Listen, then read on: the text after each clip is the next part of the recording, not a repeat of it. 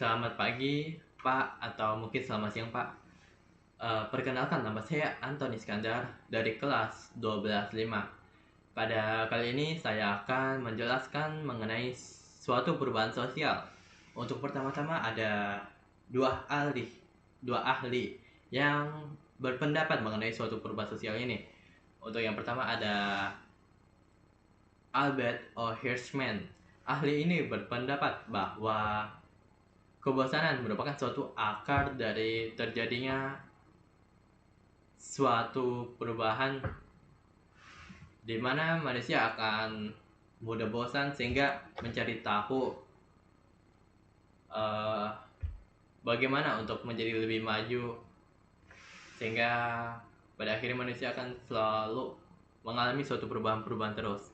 Kemudian yang ahli nomor 2 ini ada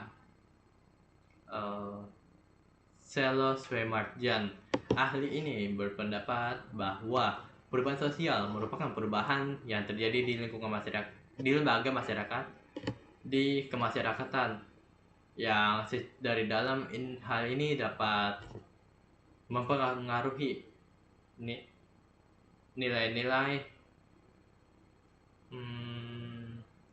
nilai-nilai sikap dan perilaku terhadap lembaga sosial lainnya. Kemudian kita akan masuk ke ciri-ciri perubahan sosial. Untuk yang pertama itu ada masyarakat sadar akan ada suatu yang perubahan. Kemudian yang kedua, perubahan sendiri itu terjadi di lingkungan masyarakat dan lembaga-lembaga sosial lainnya yang dapat saling mempengaruhi. Kemudian yang ketiga itu ada disorganisasi. Dapat terjadi jika perubahan sosial terjadi terlalu cepat, tetapi biasanya ini hanya sementara. Kemudian yang terakhir itu perubahan ini bisa terjadi di berbagai bidang, baik kebendaan atau materi maupun spiritual. Kemudian kita akan masuk ke bentuk-bentuk perubahan sosial.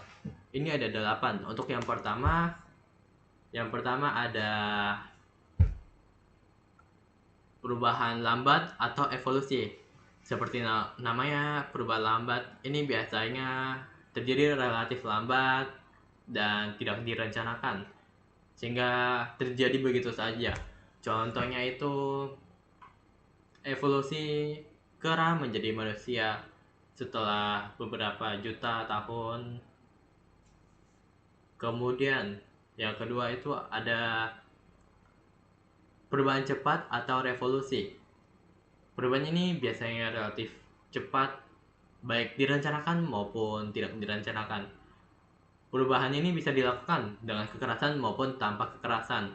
Contohnya seperti revolusi Prancis, revolusi industri, dan sebagainya.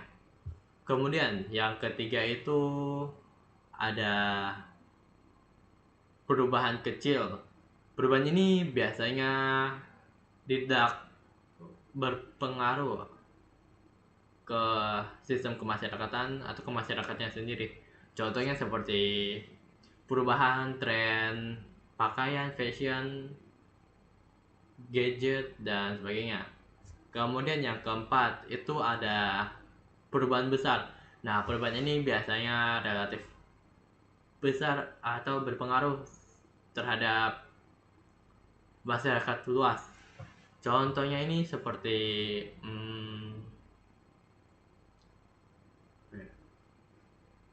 perubahan cepat, perubahan besar. Contohnya perubahan sistem pemerintahan, yang hal itu dapat berdampak kepada masyarakat luas. Kemudian seperti perubahan kebijakan, perubahan sistem pajak, dan sebagainya. Kemudian yang kelima ada perubahan yang direncanakan. Nah, perubahan ini biasanya sudah direncanakan oleh pihak yang bertanggung jawab Contohnya itu seperti perubahan adanya perubahan dibuatnya suatu sistem program keluarga berencana atau KB yang sudah direncanakan oleh pemerintah seperti itu. Kemudian yang keenam itu ada perubahan yang tidak direncanakan. Perubahan ini biasanya tidak direncanakan, terjadi begitu saja. Contohnya seperti um, pada masa-masa COVID itu, COVID sendiri sudah tidak direncanakan bakal ada secara tiba-tiba, sehingga banyak perusahaan yang melakukan PHK untuk menghindari kebangkrutan. Nah, PHK itu sendiri merupakan perubahan yang tidak direncanakan. Kemudian yang ke-7 itu ada perubahan struktural. Perubahan ini biasanya terjadinya di akar dan berpengaruh secara luas ke keseluruhan. Contohnya seperti perubahan pada sistem pemerintahan dan seperti itu, di mana hal itu dapat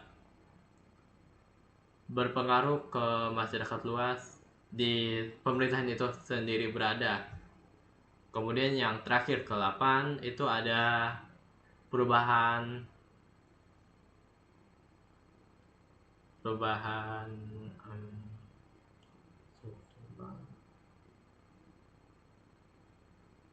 proses.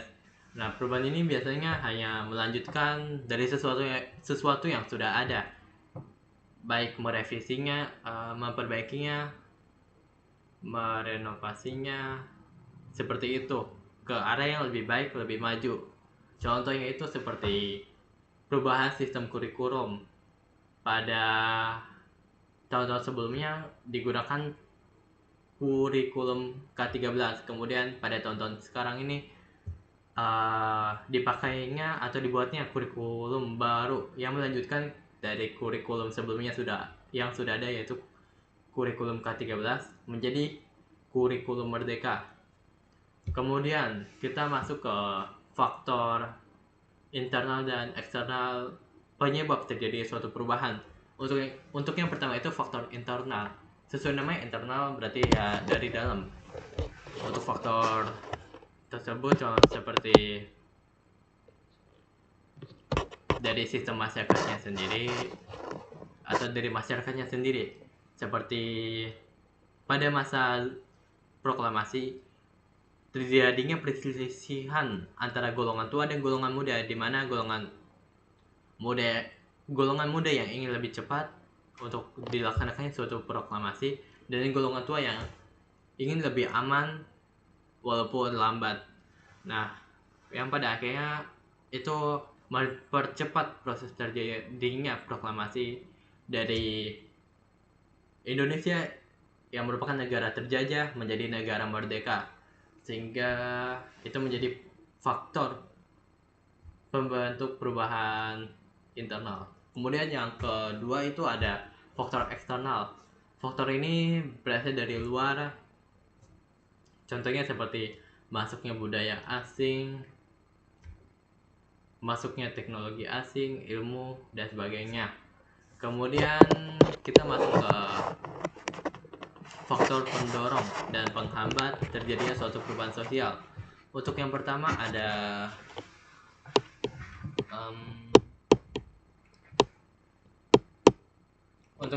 ada masuknya budaya asing atau luar, seperti kalau berartinya masuk suatu budaya luar ke dalam, itu tandanya masyarakatnya terbuka, sehingga untuk proses pertukaran suatu informasi menjadi lebih cepat, lebih baik.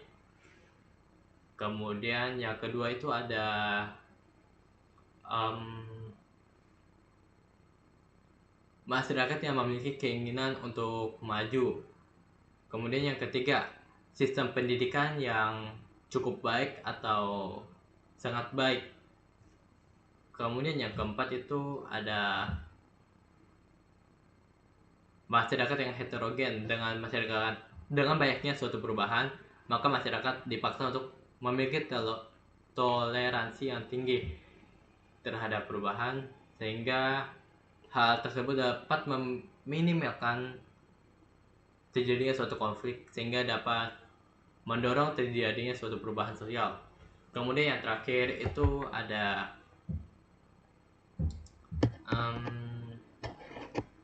toleransi yang tinggi terhadap suatu perubahan.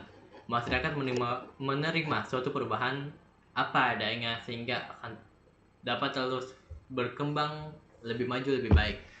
Kemudian untuk faktor penghambatnya seperti kebalikan yang sebelumnya, masyarakat yang tertutup, kemudian sulitnya masuk budaya asing, kemudian sistem pendidikan yang buruk, sistem pendidikan yang belum merata, masyarakat yang mungkin homogen, masyarakat yang tidak memiliki keinginan untuk maju, dan ketujuh, toleransi yang tinggi. Ke-8, masyarakat memiliki banyak prasangka terhadap hal-hal baru. Ke-9, masyarakat sulit menerima suatu adanya perubahan. Dan ke-10, masyarakat lebih ingin mempertahankan nilai-nilai tradisional. Baik, itu saja penjelasan mengenai perubahan sosial dari saya. Sekian dan terima kasih Pak sudah mendengarkan saya dari awal. Baik.